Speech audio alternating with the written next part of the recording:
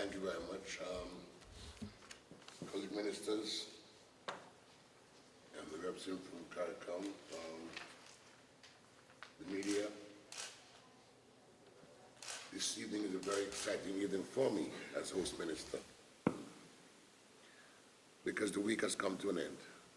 And I see a whole year of preparation, of planning, of forming committees, have borne some wonderful fruit this week. I want to thank all of the Caribbean for supporting Caribbean Week of Agriculture, Antigua, and for participating, all of the regional organizations and international organizations that support agriculture in the region. I want to thank them, ICA, FAO, and CARDI mainly, for supporting us all the way. This was a very tough week because all our plans started last Sunday from a church service, but the meeting started like the Friday before. The pre-meeting started Friday, Saturday, Sunday, and the whole weekend we had rain, so it kind of put a damper on things. So I want to thank all the participants in this conference for their patience while we organize our logistics and get things organized, moving from Royal Antigua to the stadium. It was not as easy as we anticipated, but thank God we got through with it. So I want to thank you all for your patience.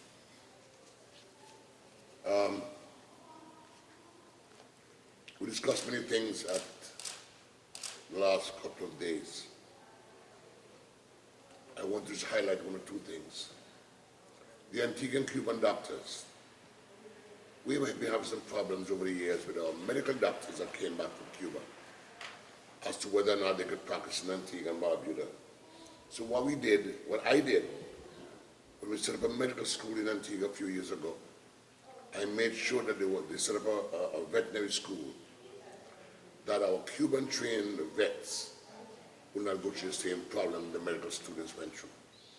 So they will go to that medical school, that veterinary school for a short while. But since the veterinary school has closed down, but their partner university in the United States is willing to take our students and give them a 6-month scholarship to go and study there to become vets. So they must do interns. So we've organized that for them. If we can set up this internship in the region for them, one of these islands, in Jamaica, in Barbados, in Guyana, and Trinidad, where larger people and more animals to deal with, maybe we can then take all the students from Cuba and put them in one of these universities to make it happen. But we've got to make sure that our students don't have the problem of the practice in this region. I want to thank, we signed an agreement today with ICA and CARDI, ICA and FAO. FAO did a study that showed Antigua has 9% poverty. Some countries have a lot more. And it was a lot more prior to 2005, 2006. But we started our poverty assessment, and we were able to do exactly where it were. And we began to tackle it, say reduce the whole 20% down to 9%. And now I'm in agriculture. I've got the FAO and ICA to agree to work with us vehemently to eradicate it completely in a year, because 9% is easy to deal with. We can identify those persons and go and lift them up by the bootstrap. The only question, like I told them, was sustainability. Once you get them food, how do you get jobs to sustain that livelihood? Once you give them a decent home to live and all the rest of it. I think our country has the most social programs in the region. We have school meals, we have free uniform and school books and free education at the tertiary level, and we have a whole bunch of other programs. We even get money to pay for light bill. And food package every 2 weeks for the vulnerable. We're doing a lot of things to help our vulnerable in society. So we've seen it happen, but I'm very happy to have signed this agreement and looking forward for the implementation by November, by December of this year. So come January, begin to roll out this program for the vulnerable in the society. I want to compliment the farmers of this country or risen to the occasion to make food available. All the meats we'll eat tonight and all of the vegetables are locally grown and produced. All the carrots, all the tomatoes and the pumpkin and butternut, all grown locally. The lettuce, all of the vegetables. The pork, the beef. I want to thank Bobby, the group, for saying over the wild boar and the deer and the land turtle and all the things they sent from Barbuda to make this event a success. All of the vendors in the parking lot that set up all the little stalls, the agro-processors. I want to thank them very much for coming out and be out here representing our culture in Antigua, or showing what we are, what we represent in Antigua, our culture. Our backyard garden initiative is successful because we focus on it. And we have a backyard garden day where all the farmers come on board, the backyard gardeners, and we produce hundreds of thousands of seedlings for them. And so we see part of our food security being dealt with by the backyard garden initiative. If every home can grow some food in the backyard, it will reduce the amount they have to buy every weekend at the grocery store, or the market. And they can help their neighbors and help their friends and share with them. And we can see better nutrition going in people's lives and make their lives a better place, better. So I just want to thank them very much, the backyard gardeners, for committing to this. I want to thank the Prime Minister and the government of Antigua and Barbuda for coming on board and supporting the Ministry of Agriculture. It didn't cost, it cost a lot of money to put on this show. And so maybe it cost us more because we wanted to do more. We wanted to do more, so it might cost a bit more.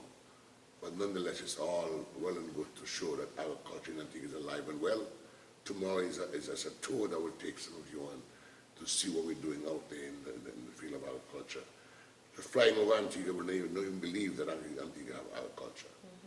You have to go inside the ruins of Antigua to see the kind of agriculture we have going there and what is happening. We see this year that some 74 persons, new farmers, have come on board. It's a total of over 200 and something acres of land that we've allocated to them. We have done our food security policy, and we have done our land use policy. So we know exactly the land we're going to use for agriculture, the lands for housing, and the rest of it. So we're on the right track. And this will just give us a boost to continue working as hard as we're working, even work harder to fulfill and to create the development plans on the implementation phase of these plans that we have. And to the media, thank you very much for supporting us for the whole week. I really appreciate that, and I want to urge you to continue to support agriculture. We are what we consume, all of us, including you, the media personnel. And the better food we can produce, the more healthier you would be also, and your children. So it's important that you keep us in your minds, in your thoughts, in your prayers. And I would like you to go in the field and talk to farmers and see what they're doing. The problem is still pretty larceny. The biggest problem for us and for the region is pretty larceny. I know I got some sticks last week for saying that somebody will lose their lives from stealing people's food. It is serious. 25% of all production in the region has been stolen, and it's terrible. If you have ever worked in a farm and plant food and reap it and try to get it sell and can't get it sell and don't know how to store it better, so it's spoiling you. If you've been through that story, you know the importance of growing your food in a field and so on, and how it feels when somebody go and reap off all your food. You left your farm this afternoon with 200,000 pounds of pumpkin, you go back tomorrow and 2 truckloads gone over 100,000 pounds. And this thing, meat, going the food chain. My biggest fear is not even the stealing of the food. But look at cabbage, cucumber, tomatoes, lettuce, spinach. Those vegetables that you spray to keep away bugs, you must leave them on the tree for a couple of days before you pick them after you spray them. And when you spray them today, somebody go and pick them and take them to the market right away and they end up in a food train. People get sick, people lose their lives, their children lose their lives because of greed and stealing. So I'm worried about that side of it more than anything else. And so we've got to find a way in the region to stop those kind of things and to make sure people get what they produce and don't the stealing stop.